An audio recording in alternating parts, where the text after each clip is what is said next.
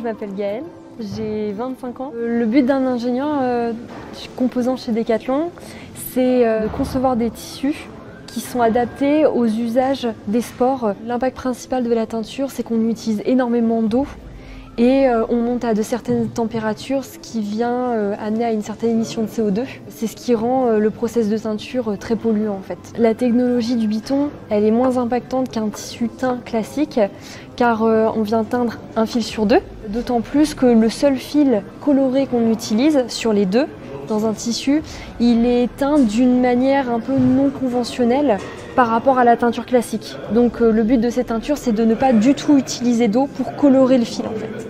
Et le principe du Biton, c'est d'utiliser les fils colorés qu'on vient placer en trame de façon horizontale et les fils non colorés, on vient les placer de façon verticale, en chaîne.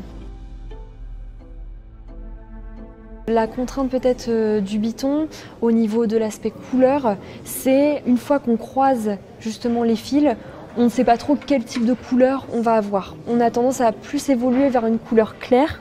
On a une sorte de quadrillage qui se crée avec cette technologie. Et par conséquent, on va dire que c'est un design un peu plus engagé en fait. Et actuellement, j'en vois beaucoup. Donc je pense que c'est la tendance. Le Biton est fashion.